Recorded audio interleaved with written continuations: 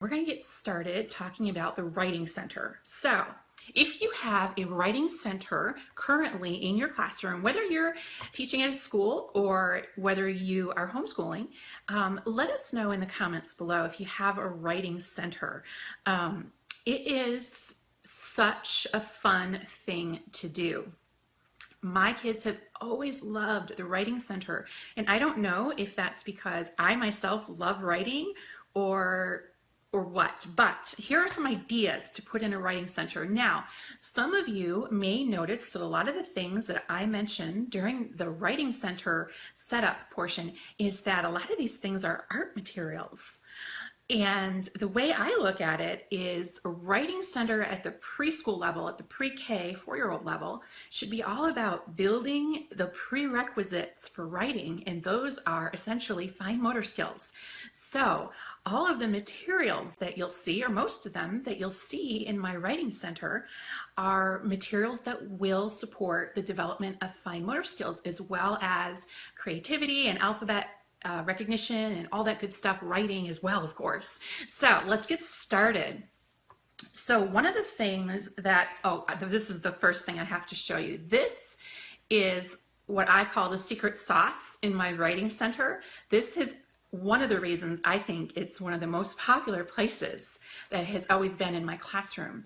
I collect old greeting cards. This is just the front of a greeting card. And I started by asking friends and family to just save greeting cards for me after they had been received and looked at for long enough, and just to send them to me or keep them for me, and I would collect them and I would take them and put them in my writing center.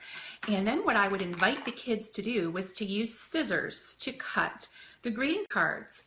And the thing about cutting greeting cards is that they're thicker than regular paper. So if you have kids who are just developing their scissor skills and their fine motor skills, this thick paper gives extra resistance and allows them to really feel as they cut, as opposed to thinner paper, which doesn't give much resistance. They also are very attracted to the images on the front. So I introduced this center. I have a whole box of these greeting cards, and then I invite the children to cut the pictures out and glue them and make a whole new picture. So some kids might take out 6 cards and they might cut out Winnie the Pooh on this card. I'm just going to cut it out real quick. This is not how the kid would cut it.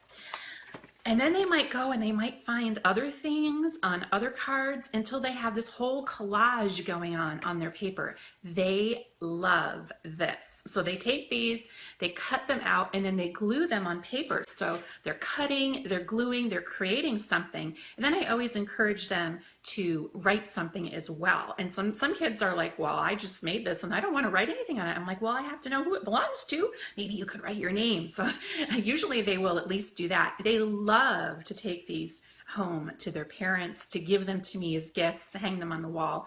So greeting cards. And after a while, I started running out of cards, of course, because there's only so many greeting cards you can collect from friends and family.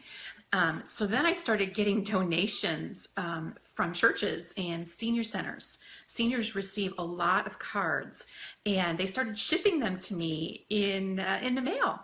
And so I've been receiving cards in the mail for years and years, and I've been stocking my own writing center as well as other teachers in my former school district and around the country. So ask your churches and your senior centers if they would ever consider collecting greeting cards for you. And kids just love, some kids will sit there and spend a good portion of their free time looking for their favorite pictures to cut out. So super fun idea. So they're cutting, they're gluing, and they're writing about their creations. So that's my first, let's look my secret sauce. I always kind of introduce that first because it's very open-ended, it's very non-threatening. So I think all kids are attracted to this. Have you ever noticed though that some kids love the writing center and other kids avoid it like the plague? Have you ever noticed that? Yes, some kids do, and I find that the kids who are lacking the most in fine motor skills are the ones who really avoid the writing center. So I really have to make sure that I have really high interest engaging stuff to get them over there, because my writing center is competing with my block center and my dramatic play center, the two powerhouse centers in the classroom. And, you know, writing has to compete with that. So I talked about the greeting cards. Another thing, I'm just going to check the comments here. They have a little habit of freezing up. So let me know if you liked the greeting card idea and if you've used that idea before, and any tips you have for those of us who use greeting cards in our writing center. The next one is paper punches. Paper punches are awesome. Let me get, well, we're just going to use this card here. This one, you can get these on sale quite often. They'll have periodic sales on these for half off at your local craft store. I think this one I got for like $2 or $3. They're fairly sturdy. And of course, as you can see, in order to punch, you have to push, right? And I'm using those 3 fingers that in my hand that are needed to hold a pencil. So the kids, they have to learn this part to insert the paper, and they do this when it's laying flat on the table, so it's easier. And then they push, and usually in the beginning of the year that they will push with both hands, pushing down on the table because they're not used to it yet. And there I have punched out, this is a little flower. And the kids love to take these pieces that we've punched out. So some kids will sit there and punch out 20 of these during a center time. And now they take the shapes that they've punched out and they glue them onto paper and create some kind of collage or mosaic or design of some sort. And then once again, I encourage them to write, whether it's their name or write a message on their paper as well. So we've got some fine motor, we've got some creativity, it's open-ended, whatever they want. If they want to punch regular paper, I have got construction paper in the writing center in different colors. I've got white copy paper. I've got my greeting cards of paper of different thicknesses, so they can choose which ones they want to use to punch. This little thing comes off on the bottom. It kind of keeps the paper in. So they learn how to use these rather quickly. So these are super fun, paper punches, and you can get them for all different kinds of seasons. This one has a mark on it. I can't read it though, but I found it at my local craft store. Sometimes they will have these smaller versions, not quite as fancy, in the Target dollar spot. Sometimes they will, but they're a lot smaller than this. This one's very kid-friendly. It's nice and chunky. It's rather intuitive compared to those little tiny ones. So I think it's well worth the $2 or $3 that we spent on this. Do we limit the number of kids in the writing center? That's a good question. Yes, my comments have frozen up again. So unfortunately, it does that every time. Do I limit the number of kids in centers? That's going to depend on a couple of things. In some cases, it might depend on the program you work in. There are many programs that have many, many requirements. So if you work in a program like that, you may already have rules in place about who can do what, when, and where. I'm not saying that's good or bad. That's sometimes just the way it is. But me personally, I kind of do, but I let them decide. So I have 6 kids in a group, and they can go freely from a variety of different centers that they've been assigned. I have a whole post on my blog about that. So if you go to Pre-K Pages and go to Teaching Tips, under there, there'll be center management, literacy, math, and just general center management, and you can see the whole plan there. But generally, I let them choose between at least 3 or 4 centers, and then they can come and go as they wish. And I have 6 chairs in the writing center, so if all 6 of them wanted to go, then they could. So that's how I do that. So we talked about developing our creativity and our fine motor skills by cutting greeting cards, and then we talked about using paper punches in a similar way. And now I was going to show you, oh, I also have these. These are alphabet punches, okay? And these are super fun because kids can then punch their names, right? The letters in their names, so they can They just stick the paper in there and then they have to push. This one's a little harder, doesn't have that lever on the top.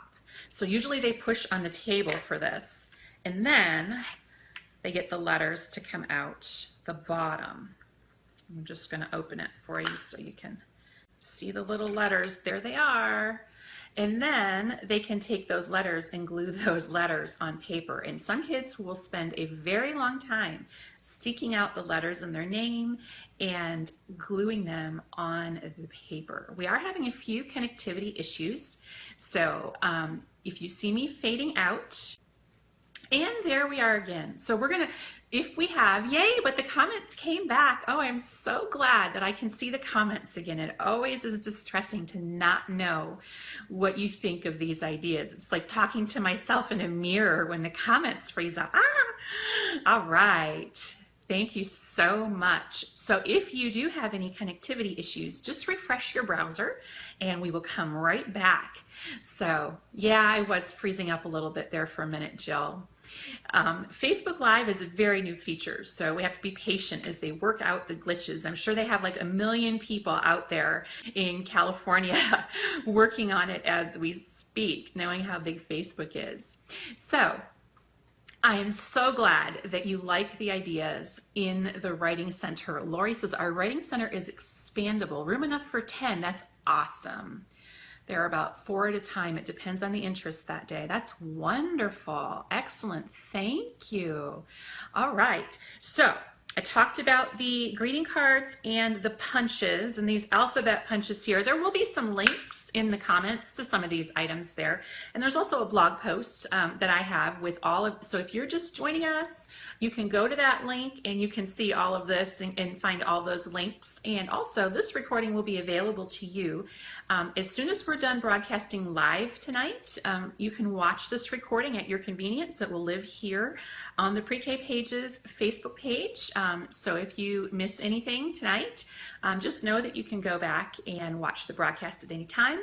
You can share it with your friends, tag your friends, whatever you would like. So the next idea I have, and this is one we touched on earlier. Do I change the items at the Writing Center? I'm going to assume that's what that means. I add items. So in the beginning of the year, I certainly don't have all of these things out. That would be a recipe for a disaster. But as I introduce things to the kids, I add them to the Writing Center, and you can certainly change things out. So for example, this flower stamp or flower punch, I might put that out in the spring, but I have a whole bunch of these, so I put different shapes out at different times. You know, I might put hearts out in February and so forth, leaves in the fall, apples, things like that, pumpkins. So I'll change this out. But I find that some of these activities are so engaging, especially as children begin to recognize their names and kind of attach that importance to it, that they will come here all year long so that they can do things with their name and their friend's name. So could you... a good intro activity for using the alphabet stamps. Ooh, you're right on target there. I'm getting ready to introduce those in just a minute. First, let me show you, I shared these sandpaper letters in one of my broadcasts recently, and somebody mentioned that they do the same thing. So I wanted to share this with you. These are great for tactile learning. We did a broadcast about hands-on multisensory learning. But I also keep these in my Writing Center. And what I do is I place a piece of paper. Well, I put paper in the center with the letters in a tub, and then I show the children these, what I call naked crayons. They always laugh. Just peel some crayons. And then I show them how if you lay it flat, if you lay the crayon flat on top of the sandpaper and you rub, magically will appear, ta-da, the letter. So I kind of show them how to find the letter, the first letter of their name in the beginning of the year, and you can certainly point out other letters at other times as they show interest. And then I show them how they can make these crayon rubbings. and they love this. I have some kids who will sit there, and I have, of course, a bunch of these naked crayons, and they sit there and they will do the first letter of their name like 6 times so they can use every different color of crayon that I have there. And then I'll staple them and make a little booklet. And so T for Tom, you know, and they'll have 6 pages stapled there in different colors. Whatever they want, you know, it's open-ended. They can take this paper and they can rub on top of the sandpaper letters. So they love this activity. And this is one that really doesn't go out of style. So once I introduce it, and also they're getting great fine motor skills, because the only way you can do a crayon rubbing is by gripping this in that tripod grasp as they rub over the top. That's the only way you can do this. You can't do it this way, it doesn't work. So it's great fine motor too. So we talked about the cutting of the cards, and we talked about the punches, paper punches, and we talked about the sandpaper letters for rubbing. And I thought I'm just going to check the comments to see if they're coming back. And they came back for a little while, but not anymore. Okay. So somebody asked about the alphabet stamps. So here they are. They were reading my mind. This is my favorite way to introduce alphabet stamps to kids. So have you ever noticed, if you've used alphabet stamps before, that quite often they will dig through the stamps and just say, I can't find my letter, I can't find my letter, I can't find my letter. Well, that's because they're all jumbled up, and on the bottom they're really hard to see, and the letter only appears on the top, and they're all jumbled around, so the letters are upside down, and they don't have enough visual discrimination yet to recognize letters upside down, let alone the right way. So it's very difficult for them to find alphabet stamps in the writing center. And so what I did was I took an ice cube tray and I used a Sharpie, and I wrote the letter. I don't want to tip it too far or they'll fall out. I wrote each letter in the bottom of the ice cube cup. Can you see that? There's the A and the B. And then I put the letters inside. So I have 2 trays, of course, to fit the alphabet in there. And then I put these trays out, and then they can easily find the letter that they need.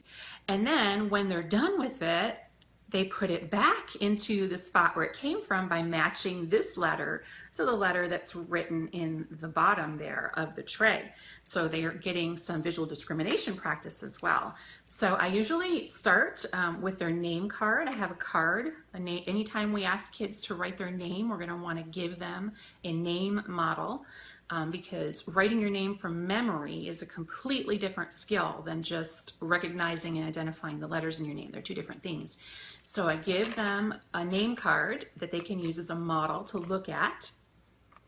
And we're having some connectivity issues, but stick with me. Just remember that you can always refresh and come right back, and I will be right back on your screen. So this is the ice cube tray. So if you like this idea, let me know in the comments if you've used it before. Let me just see. It's freezing up.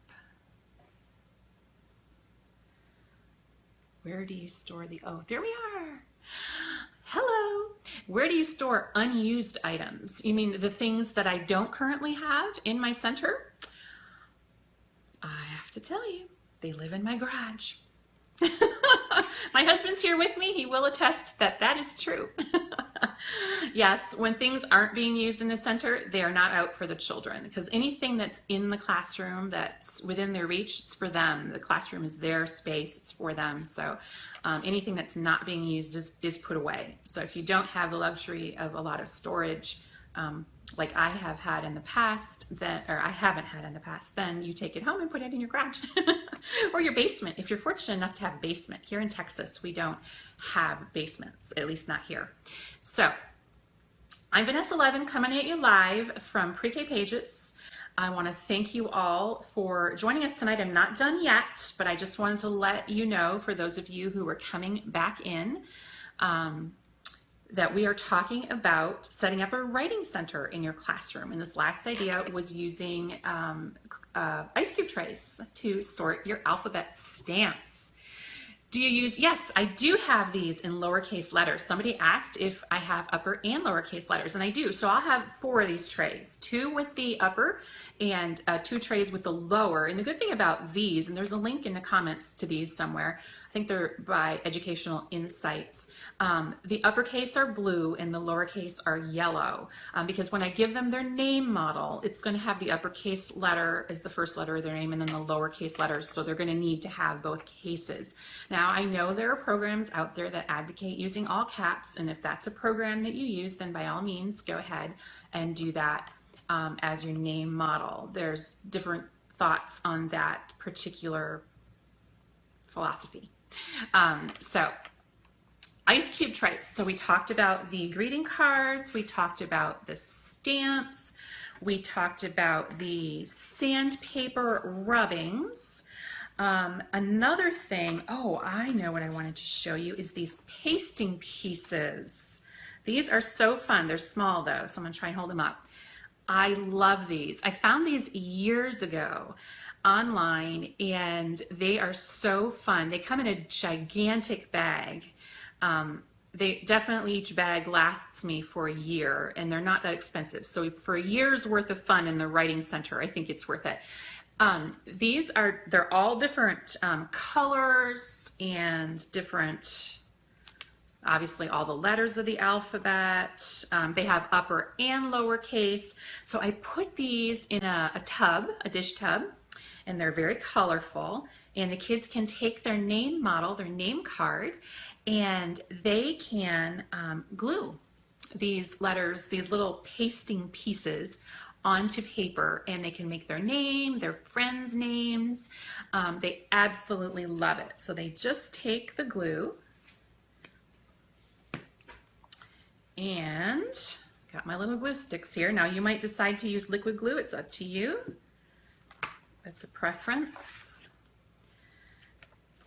And they just paste them on, and they love to make their name. So I'll have kids that get their name model, their name card, and they put it up here and they make their name. And then they'll put their name model back, and then they'll come back and get someone else's name, and they'll put, and glue that kid's name on there, and they have a little list going at the end. And I had a parent once ask me, is my kid making ransom notes at school?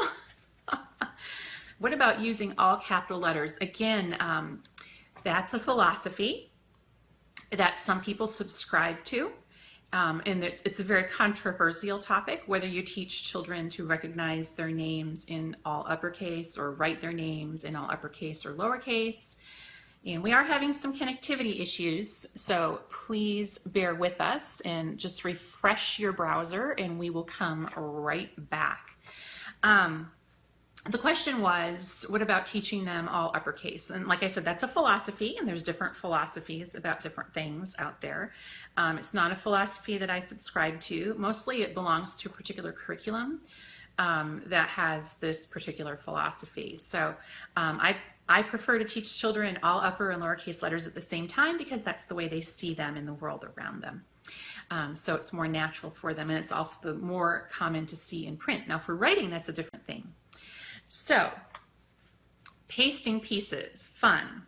Okay, then the last thing I wanted to show you, and Tom, do we have any questions coming in that I can address?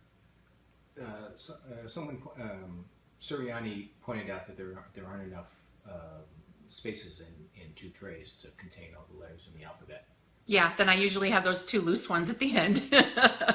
You know what I usually do is I try to look for the ice cube trays that have 14 spaces instead of 12. They do exist.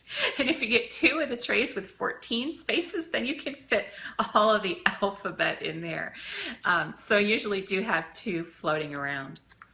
2 extra letters floating around. This is a stapleless or staple-free stapler, and my kids like this. Now your kids are going to have to be old enough to be able to use this, so I'm going to say 4 and up. My kids have successfully used it at the age of 4. So I have paper available in the writing center, little tiny, well they're not tiny, but they're a quarter size pages, just loose. And if they would like to make a book, they can. And this little stapler will staple about 3 pages of copy paper. So, you know, they're not going to be writing Moby Dick there in the writing center. So 3 pages is probably more than enough. And so all they do is, now I've already stapled this one, so there's no actual staples in here. It makes little holes and it punches them through. Do you see that? So let me try one here for you. And usually they do this on the table and they will insert the 3 pages. Now, they're not going to be all neat and tidy like these 3 are, and that's okay, because when they're done, they don't care and they still are excited that they had a book or that they made a book. So they push on it, and when they push on it, it creates that little, see that little hole there? Right there? And that little hole kind of punches them all together. And so now they have a really cute little book that they can put their pasting pieces in. So they could put pasting pieces in there. They could do alphabet stamps in there. Of course, they've got markers and crayons and pencils, so they certainly could write on there. And usually if they bring, or they could even glue, you know, the greeting cards that they've cut into this as well. So usually if they bring me a book that they have made and there's no writing on it, I'll say, oh, who wrote this book? And they'll say, I did. I said, well, I don't know that unless you write your name on it. Or, you know, who illustrated this book? Oh, it was you. Well, I think we need your name on there. What's the name of this book again? Could you write that on there for me so I don't forget? So encourage them and motivate them to write for a purpose. They absolutely love stapling things together. You can even put, of course, construction paper in there so they can make colored covers. Some kids get really into this. So those are some ideas to use in your writing center. So if you have other things that you've done in your writing center, and of course, there, you know, add them in the comments. But there's, of course, you know, miniature whiteboards. I didn't get those out because I figure we already all know what those are. But those miniature whiteboards, they can use with dry erase markers. And the little, like magnadoodles, we call them sometimes. They're a magnetic surface, and then there's a little magnet on the end of the stylus, and then it kind of magically appears. My kids love those. Those can stay out all year long. So those are some ideas for my writing center. What questions do we have, Tom? Anything? No. No questions? Read me some of the comments because I don't have any comments here. They froze up. Someone is already using the Magnadoodles. Magnadoodles, yes, they're awesome. Marcia is asking about using chalkboards. Chalkboards are great too, absolutely. Mini chalkboards and chalk. I think chalk gives more resistance when kids are writing than a whiteboard. Whiteboards are kind of like ice rinks to me. You know, they're very slippery, so the kids don't have enough resistance there. So chalkboards are actually even better. And then they can also erase with a little bit of a wet sponge, and they get even more practice. So it's a win-win. Here's a question from Beth. How do you encourage the children to write instead of just drawing pictures? How do you encourage them to write instead of just drawing pictures? Well, of course, drawing pictures is great, and it's great for fine motor skills. But what I usually do is if I see kids there that could use a little motivation for writing, I will come over to that area and sit down, even if it's just for a few minutes. And the minute that I come over and sit down and I say, what are you making? I think I'm going to make something too. And I start making something on my own. And they start asking questions, and then they see me writing, and I say, oh, I'm going to write my name because this is my book or whatever. And I'm going to cut this out and give this to my grandma, and I better write my name so she knows which one of her grandkids gave it to her. And then I'm going to write grandma's name. And I'm just modeling for them, but I'm not forcing them or anything. I find that that is one of the best ways to kind of motivate kids. And some kids aren't ready yet, and that's fine. It's a process. I just want them to enjoy being there, and I want them to feel inspired by open-ended activities that don't have a final outcome or a predetermined outcome, so that they will go there and explore those materials and be exposed to all that really good writing stuff. You know, and usually what happens is I also find that there's always a few kids who love the writing center. They go there immediately, they will stay there the whole time, and those are the kids that are writing. all the time. And those other kids that are just drawing will see that. And so I will comment on the writing of those other kids and I say, wow, I really noticed that you're making a lot of marks there. Can you read that to me? And just by calling attention to that, not necessarily saying, oh, what a good writer you are. I see that you're so smart. Not necessarily that, but by just drawing attention to it, it kind of gets the other kids interested. They're more likely to listen to their friends than they are to me. So that's one way that I will motivate kids to write in the writing center. Some people use clipboards. Other Oh, people, clipboards! yeah, other people use laminated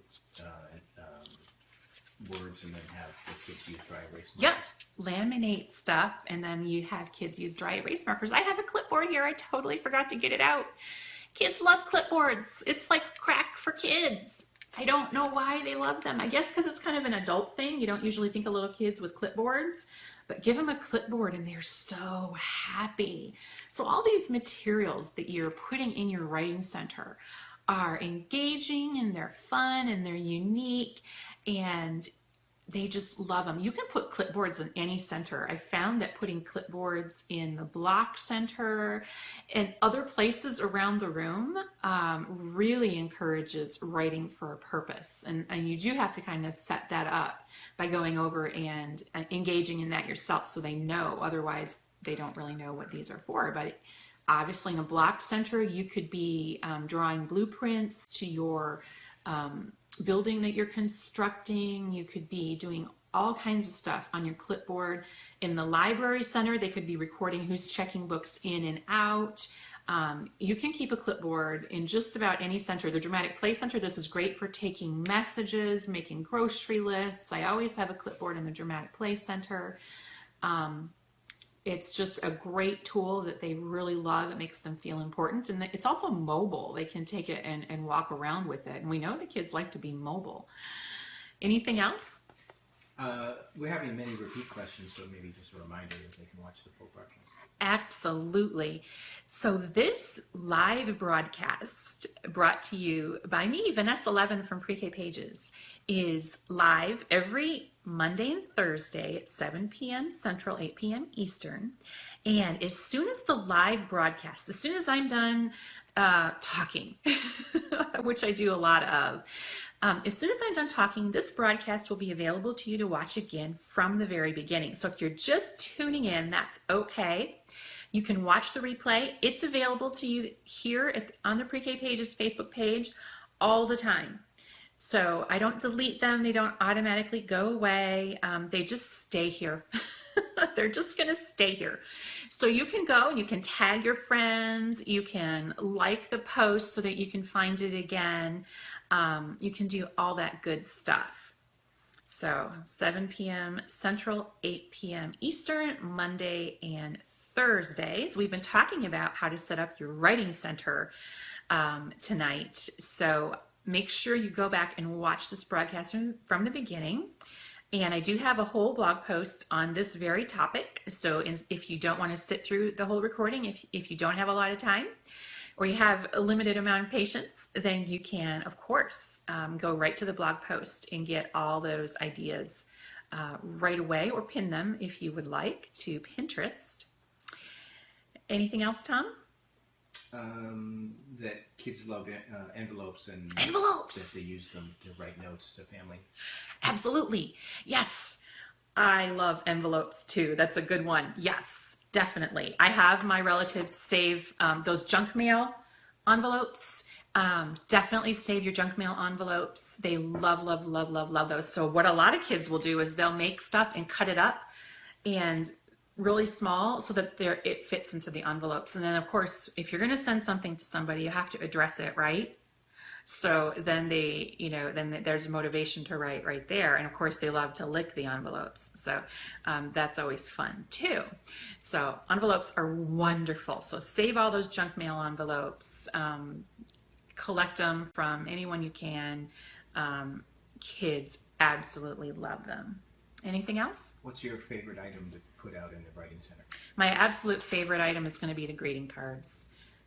I've never met a kid, boy or girl, that doesn't absolutely love cutting greeting cards. It's great for fine motor practice, for kids who are kind of timid with scissors or don't have a lot of confidence with scissors.